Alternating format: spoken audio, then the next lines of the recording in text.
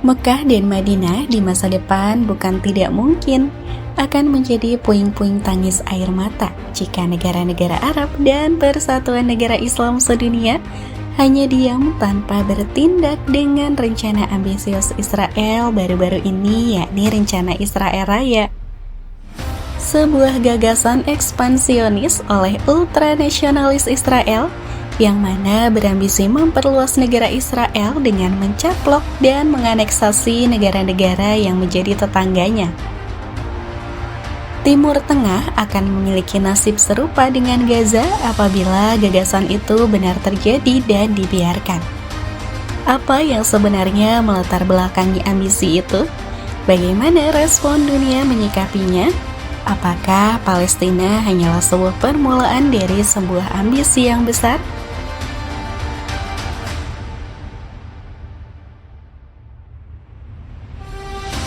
Sebenarnya gagasan tentang Israel Raya bukanlah sesuatu yang baru. Ide ini sudah ada bahkan sebelum Israel berdiri pada tahun 1948. Jika dilihat dalam catatan sejarah, konsep tersebut terhubung kepada nama Theodor Herzl, tokoh yang dianggap sebagai pendiri Zionisme modern. Dalam buku hariannya, ia mencatat jika tanah Israel yang disebut Eretz Yisrael tidak hanya mencakup tanah Palestina, tetapi membentang dari Sinai, sebagian Mesir, bahkan hingga Siprus. Dalam penjelasan agama, gagasan ini berakar pada kejadian dalam Alkitab Ibrani, di mana Tuhan berjanji kepada Abraham dan keturunannya sebuah tanah yang membentang luas dari sungai Nil di Mesir hingga sungai Efrat.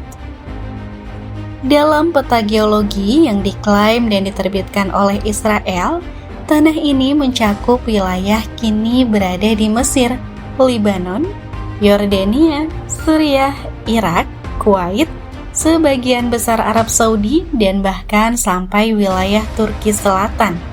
Masuk juga wilayah Suriah, masuk juga sebagian Lebanon, termasuk juga masuk di daerah Saudi Arabia.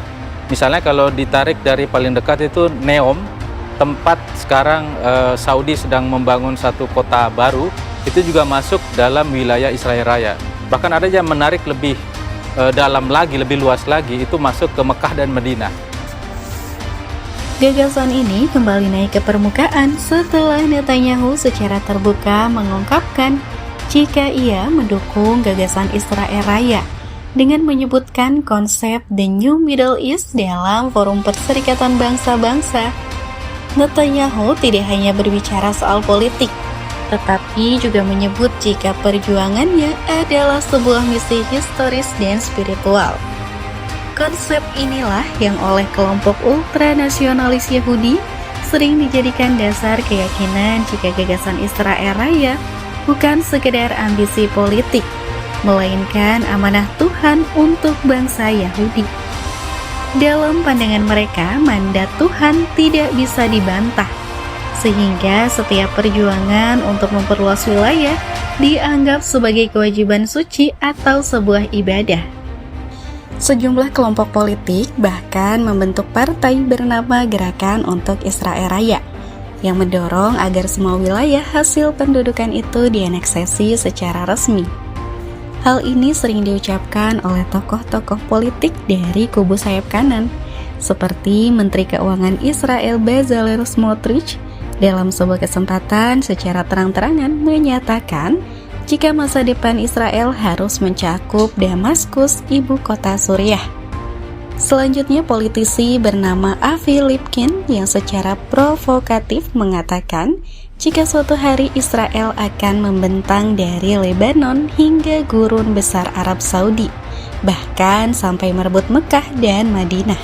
I believe we're going to take Mecca, Medina, and Mount Sinai and purify those places. Pernyataan semacam ini tentu saja membuat kondisi geopolitik Timur Tengah dan global diambang kekacauan. Sebab, kota-kota suci umat Islam disebut sebagai target ekspansionis ambisius Israel.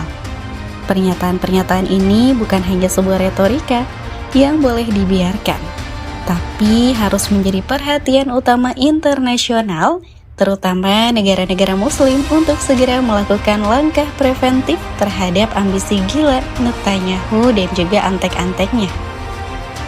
Tidak hanya berhenti di situ, hal tersebut juga terbukti telah menjadi doktrin utama dalam tubuh tentara Israel, yang mana tersemat logo peta Israel yang lebih luas daripada sekarang dan sesuai dengan cakupan wilayah yang menjadi target dari gagasan Greater Israel.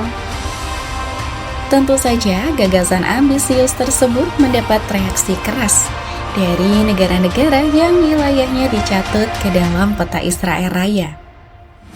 Kementerian Luar Negeri dan Urusan Ekspatriat Yordanian mengutuk keras apa yang dipublikasikan oleh akun resmi pemerintah Israel di platform media sosialnya.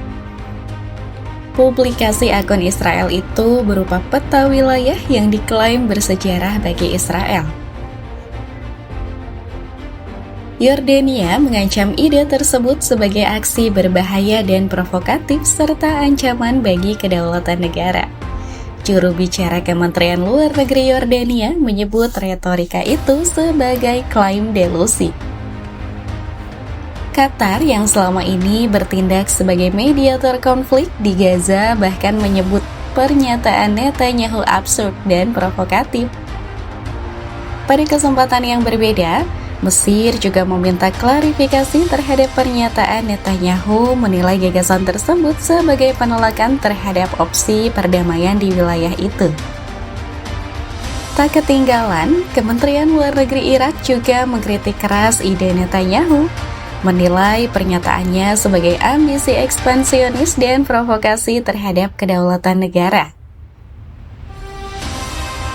Dunia Barat, terutama Amerika Serikat yang selama ini menjadi sekutu utama Israel, akan menghadapi sebuah dilema yang besar.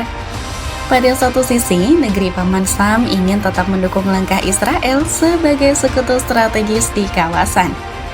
Tetapi di sisi lain, mereka tentu juga tidak bisa membiarkan ambisi ekspansionis sekutunya tersebut bisa memicu perang lebih luas di Timur Tengah.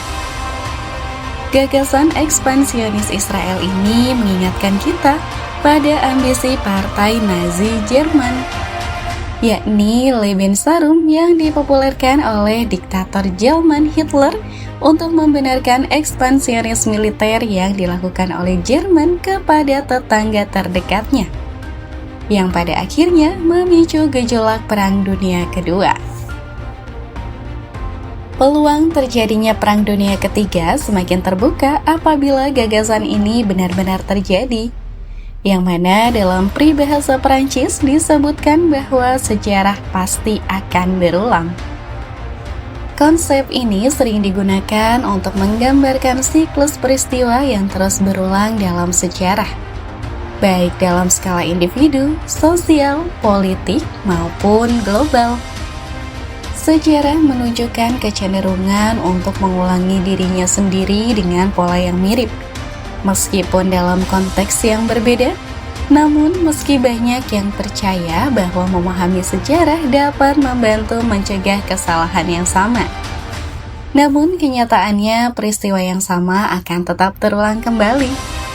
Saat Netanyahu menyebut dirinya menjalankan misi historis dan spiritual, banyak pihak yang seketika mengaitkannya dengan keinginan untuk memperluas wilayah di batas yang diakui secara internasional.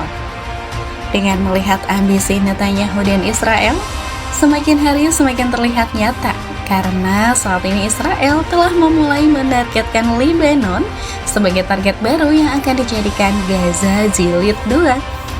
Jadi, dengan perang Gaza yang belum menemukan titik akhir dan dengan adanya retorika ekspansionis yang semakin keras, maka kawasan Timur Tengah kembali berada di ambang ketidakpastian besar. Akankah dunia akan tutup mata dan diam saja? Terima kasih telah melihat tayangan ini sampai akhir dan tunggu pembahasan lain dari kami selanjutnya.